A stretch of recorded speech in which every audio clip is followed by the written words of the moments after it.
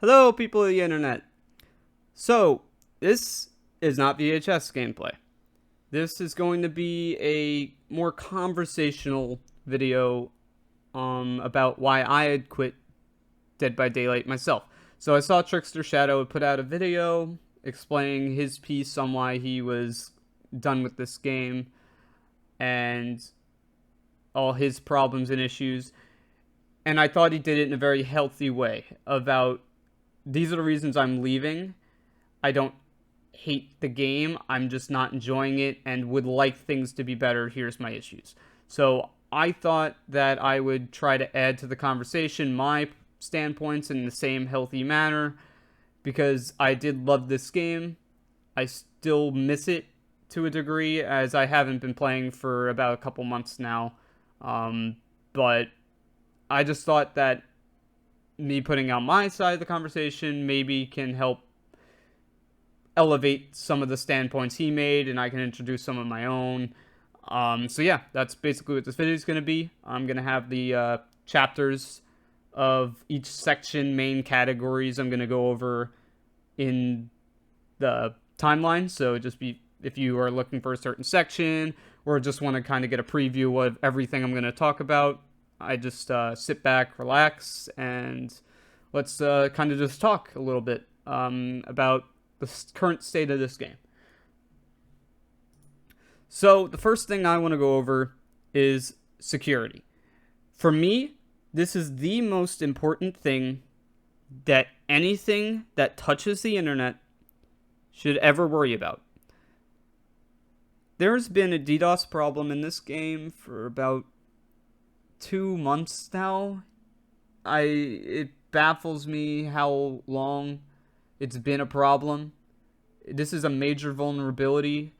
It is, if someone hated the person enough, with everyone's careers mostly being online nowadays, especially with the pandemic coming to an end, it is crucial to always have internet access. And if someone really wanted to go out of their way beyond the game, they could just knock your internet off for X quantity of time if they so choose. Which, for a lot of people, that is their livelihood, such as streamers, remote programming, whatever it is. Talking about programming, I am currently working on my bachelor's degree in computer science. So this is a topic that I work on every day. It's security, and it's something we must always worry about, whether or not we're working directly with it or not. It's always something we have to keep in mind. It's our responsibility. It is our coding ethics to make sure that whatever we're doing is secure for the user, whether that's software, whether that's a website, whether that's a game, a service. Any service that we're providing should always be secure for the user, and their security is always the most important thing. This has been a problem for 2 months. The first 2 weeks around when I heard it had happened, they just didn't address it. And everybody was commenting on how this was such a problem. And there was nothing from the developers, no communication at all, which I'll get back to later on. But there was just no communication about all the problems going on with the DDoSing.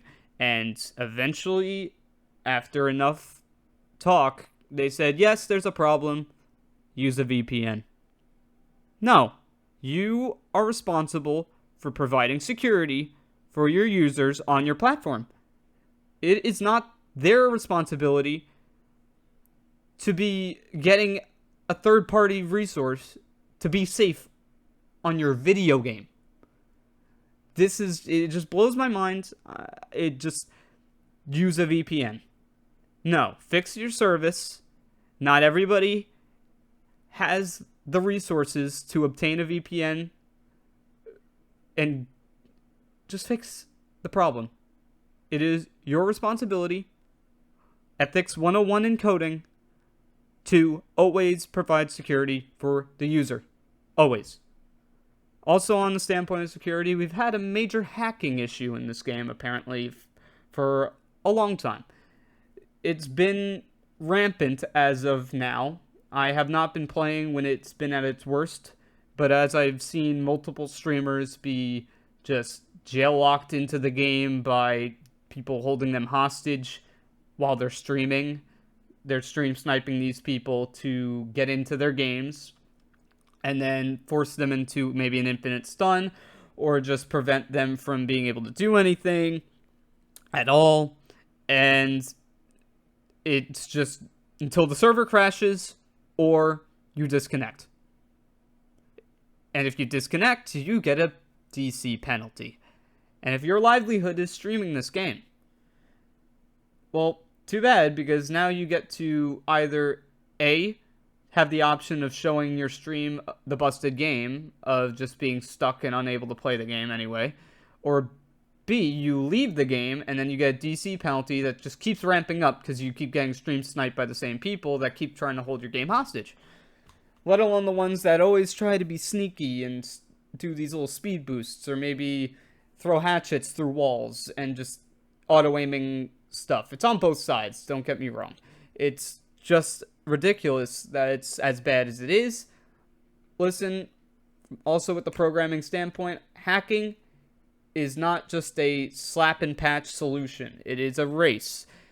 You will have the developers versus the cheaters and hackers and exploiters always. That's just the way it is. But they are losing this race immensely. They are not even trying. There is no conversation about it to date. They have said nothing on how they plan to address this situation. And it's like they don't care. It really hurts. It's sad that the game has gotten to a standpoint being one of the top 10 best-selling games of last year. Hands down, they're going to be up there. I mean, when you watch Twitch and how much viewership there is, their game is up there.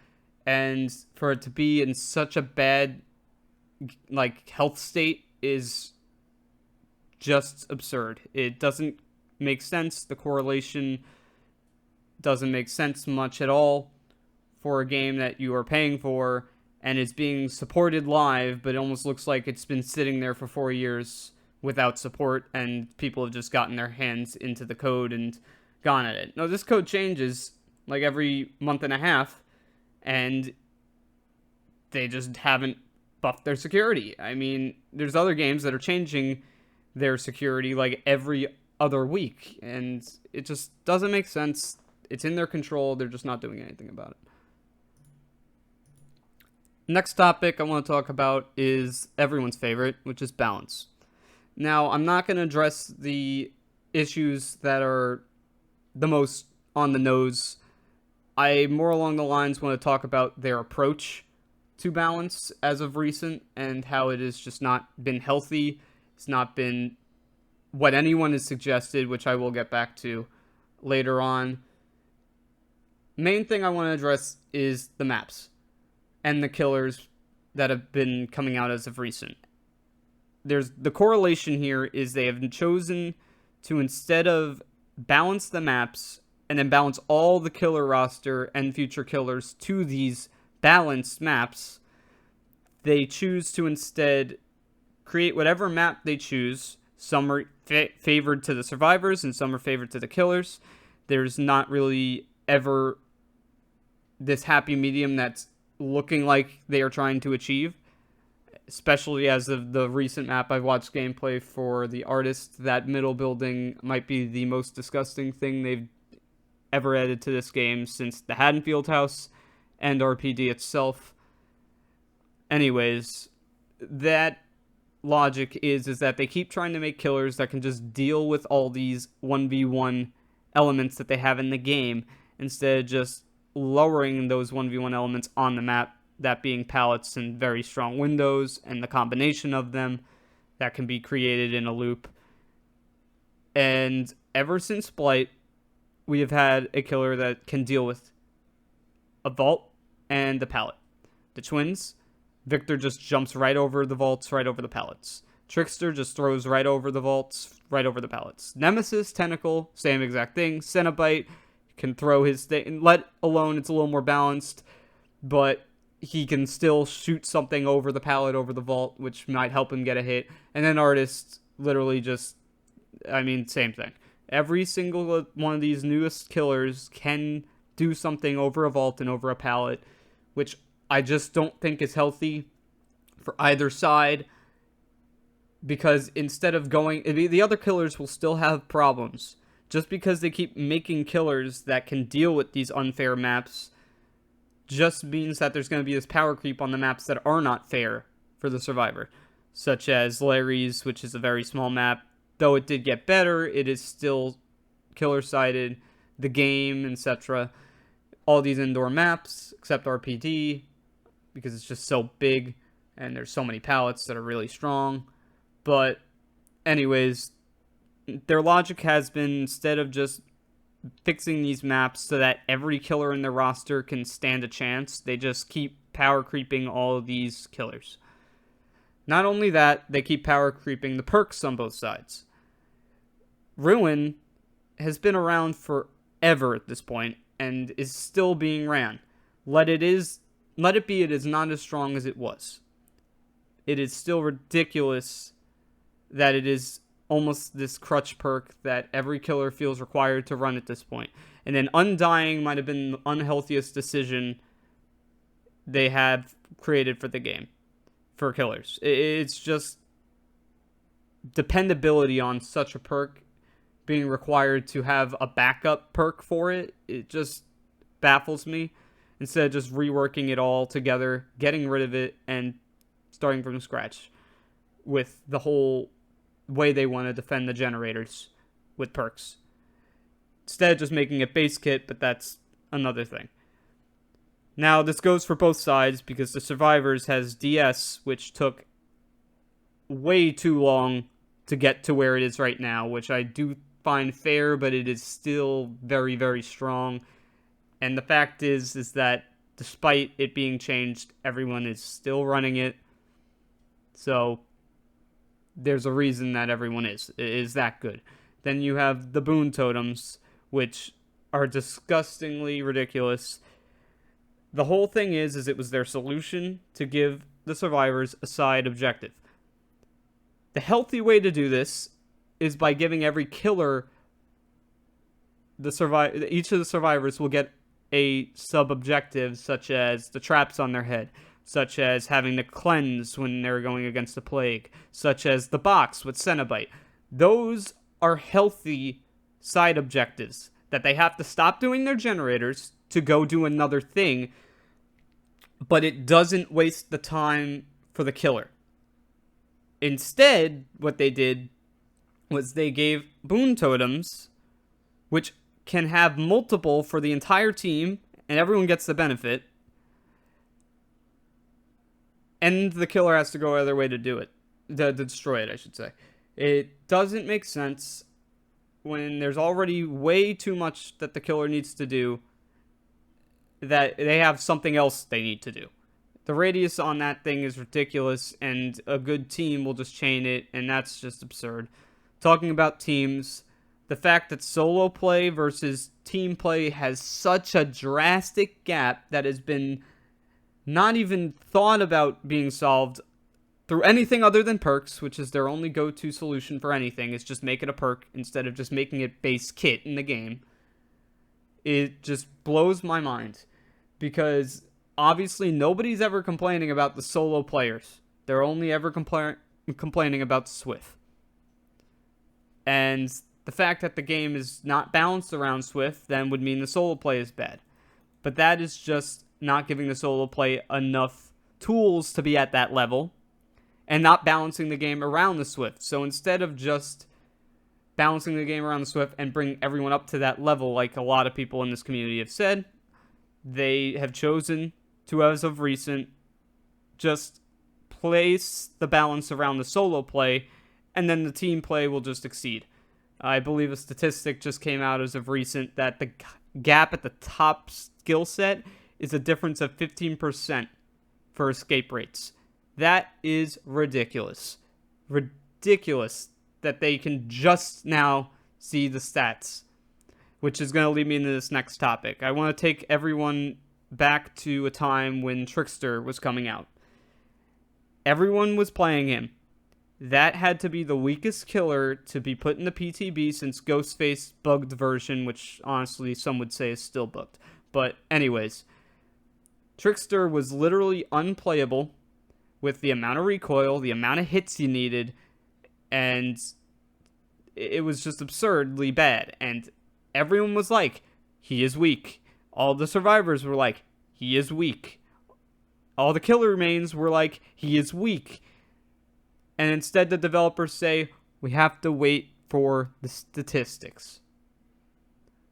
Needless to say that after they wasted a month of everyone's time on something that they already were telling them, they finally got their statistics, and then it came out as, surprise, he's too weak. And then he got a buff. And now he's considered one of the most unfun killers to go against as a survivor, just because his 1v1 is so good. Though he still loses to just the basic gen speeds, etc. But their logic to balance has been such a problem since the pinnacle beginning of this game, and it baffles me how much they just have not really communicated how they were going to solve these major problems that have been the question for X amount of time now. Everyone has said these possibility solutions, and there's never a comment saying maybe we're looking into it. Nothing. Anyways, I want to lead into the community, which is the end result of their doing on balance and the way they've approached the community. There's been such a split since the start of the game purely because of the times they let you communicate in a game between a killer and a survivor. In the beginning game, all the survivors can talk to each other, and the killer cannot talk to them at all. Which just means that the survivors kind of get to gang up and have their 4v1 at the end of the game chat. There's no way to say at the beginning of the game, good luck, or let's have fun, or how about we try like the options that would come out of a more fun experience for just giving communications on both sides. Instead, you don't know what either side wants to do. The only people that get to talk in the beginning of the game are the survivors. The game starts, whatever happens, happens, and at the end of the game, everyone's got all their built-up emotions from the result of the match. And what happens? If the killer wins, tunneler, camper, not to say they're not problems or even legitimate, just the amount of levels that people will go beyond that, such as slurs, cursing, accusing, personal stuff, getting onto Steam and stuff, joining in the streams and slaying out on people. Anyone makes a comment on balance and you go on Twitter, you put one response to any tweet, and you're going to get about 50 replies with a bunch of retweets and a bunch of memeing of your thing and clown faces and hate and all this jazz. It is baffling how bad the split in this community is. It's almost unacceptable to play both sides to an extent because it doesn't support this agenda that they have basically created themselves through just the way the game is set up, is that the killer and the survivors never communicate until the end of the game, where everybody has all their emotions at their highest, whether that's good, bad, positive, negative. It's unbelievable the levels that this community goes to just ruin the experience for other people, just way beyond the game. The toxicity problem has not been solved through hashtags. It has not been solved externally through moderating the Discord in any shape, way, or form. Any way of not condoning, we do not support. The report system's a joke for any of these things. It's just ridiculous. They made their bed of this toxic player base that's only gotten worse through the unhealthy decisions of the whole rest of the game. And yeah, so that's basically my part on the toxicity. The community really, really just pushed everyone away. Now I gotta go to the top people. The people at the top that have control over all this. The developers have not handled any of this correctly. They fail to communicate on so many things. They'll do their memey little thing around the holidays about the Dwelf and all this free blood points, free blood points, free blood points to dance around all the issues in the game. Oh, there's a DDoSing problem. Here's some blood points. There's hacking. Here's blood points. We had a bug in our patch. Here's blood points. They just keep hitting this button instead of ever looking themselves in the mirror and saying, hey, listen, we have messed up and we're holding ourselves accountable. No, their accountability is a button to give you blood points. They don't face their problems. They don't communicate the problems and ever admit any fault to the community who has built them up to this point. This cash cow monopoly that they've had for so long has been built up through the people that played their game, that invested the time into their game, who supported it, who got other people interested, who have whole friendships built through this game, or honestly, I wouldn't be surprised, destroyed by this game. It's crazy how much they just don't communicate anything with us. There is no talk about, hey, we're thinking about this, we're just gonna do it. And the number one culprit is MMR. No one asked for it, no one wanted it, and instead they said, we're doing this, here it is, too bad. And when asked about how it works, because that's fair to ask when the people that play the game have to go through this forced algorithm no matter what they do just to play the game. And what happens? They say, well, we know that it sucks that you did all the generators or you ran around for 5 generators and everyone else did the gens, but you died. That's unfortunate.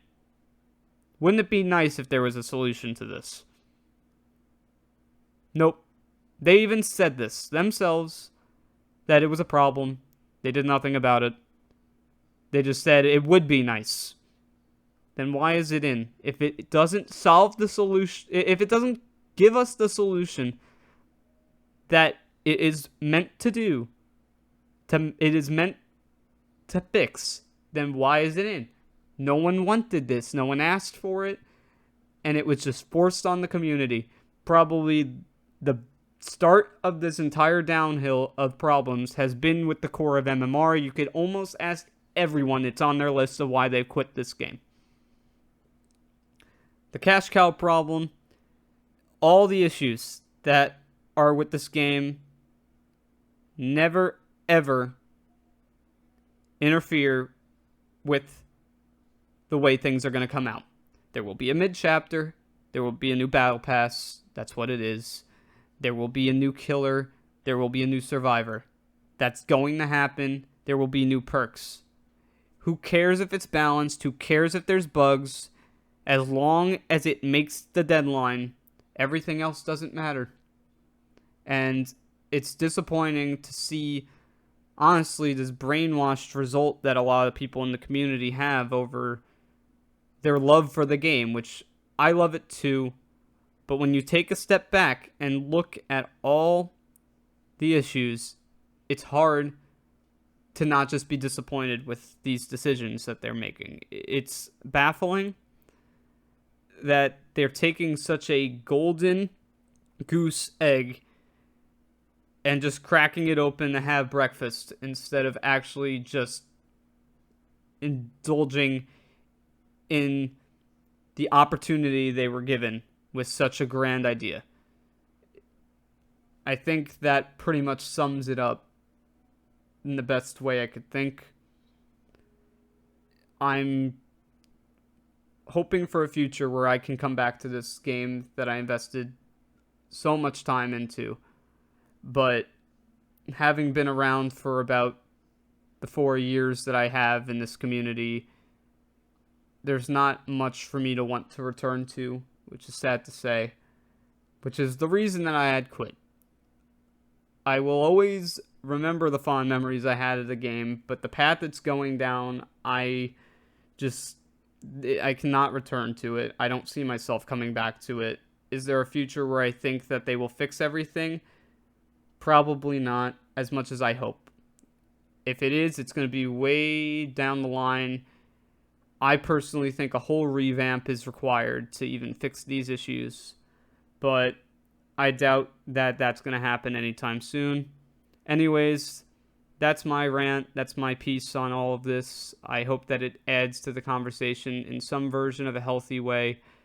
Feel free to leave your thoughts in the comments, whether you agree, disagree. I'll see if they'll still remain open depending on how the community interacts with it. But yeah, we'll go back to VHS content. And thanks for listening to this video. I'll leave you with the rest of this gameplay, and we'll see you next time.